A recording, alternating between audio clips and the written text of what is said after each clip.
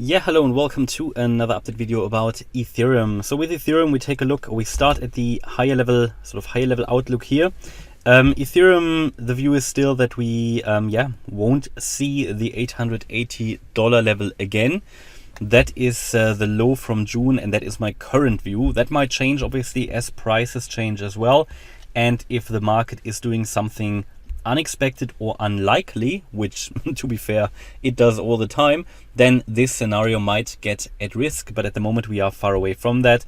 In the previous video I also talked about a possible bearish wave count, but at the moment it's just not there, and as long as support levels are holding, as long as the chart adheres to the bullish pattern, we can focus on this one. And this is the one where we say we had 5 waves to the upside in June, July, August, and we've come down in 3 waves. Basically a wave 1 to the upside, an impulse, a wave 2 to the downside, a correction, and now in a wave 3 to the upside, which would be another impulse, which means it consists of 5 waves. Well, this was actually not an impulsive wave to the upside, it was actually a diagonal, but let's just leave it simple here. A 5 wave move to the upside into the direction of the higher level trend, and the expectation is that now in a 3rd wave here we're entering actually an impulsive wave to the upside.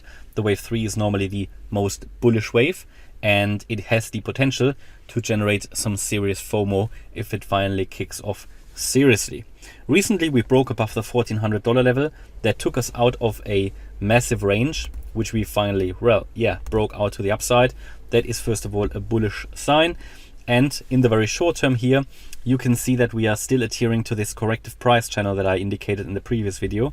So what I talked about is the view here that in this sort of 3rd wave to the upside I've just shown you, which could take us to $3,000, that we are only in the 1st wave, and that would peak somewhere here, maybe around $1,800. A bit too early to really specify that. But the view is that in this 1st wave, obviously we have 5 waves as well. Wave 1 already done here, middle of October. Wave 2 done. This was our reversal target area that we hit at the time. Then a wave 3 peaked probably here at 1650. There are, and I just have to make it very clear, there are different interpretations how this move to the upside can be counted. In the very short term, it doesn't make a great difference. It's also not too important, but it will have an effect further when we completed this current wave 4 and move into the wave 5, because it will sort of, the target areas will differ a little bit, and maybe in one of the next videos I can focus a little bit more on the different wave counts that are possible. But now, as long as we're still in this sort of presumed 4th wave here in the correction, in this corrective channel to the downside, the differences don't really matter, because this makes the impression of a corrective wave. Now that is extremely good, because if it is a corrective wave to the downside, it is at least more likely that it is only, as I said, a correction, and the next move up is still to come in a wave 5 of 1. So an impulsive move to the upside expected. And again, that could take us, if we break above the 1660 level, the previous high here, that could take us to around $1,800. Why?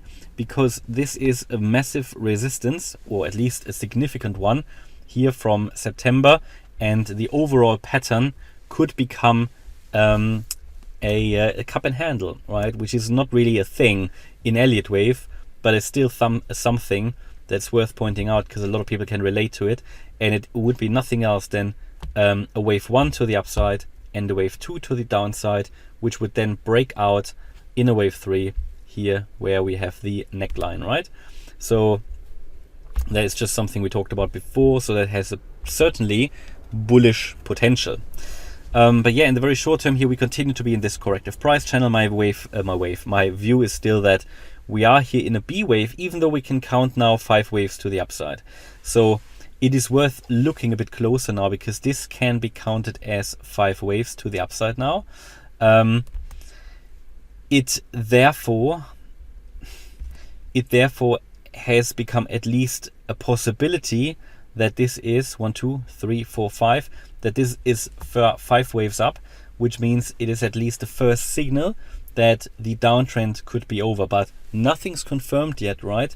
Nothing is confirmed yet, because this could still retest the corrective channel up there, and suddenly we have 6 waves, right? And then we can sort of just say it's a WXY or something.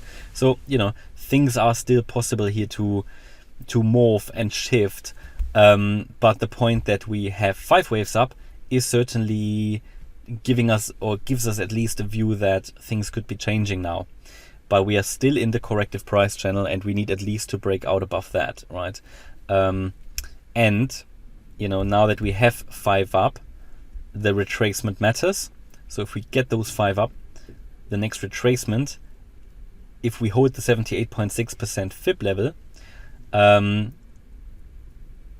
will decide, right? Because if we hold that level, then we can count it as...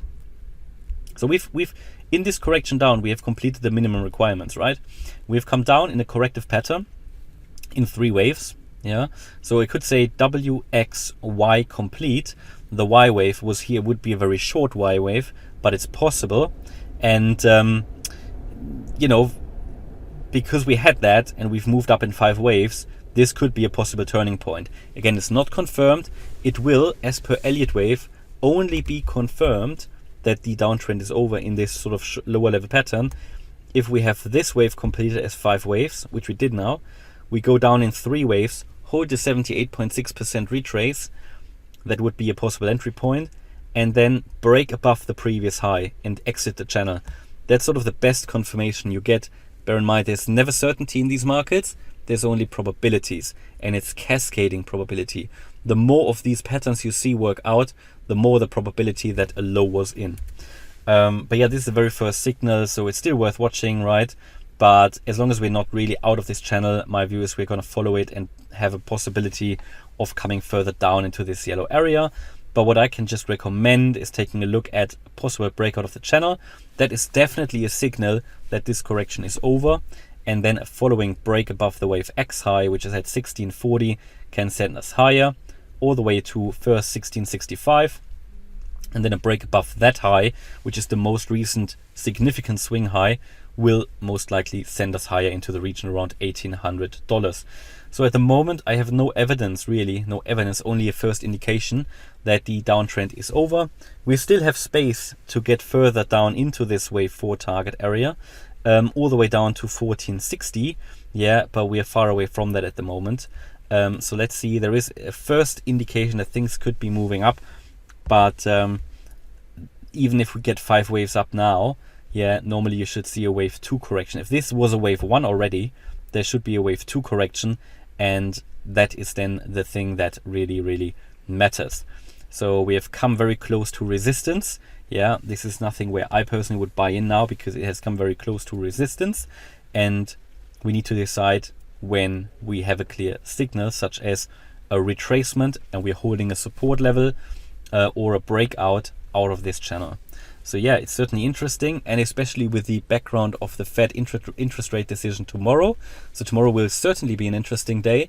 A lot of volatility expected as always, and maybe we only see a decision tomorrow.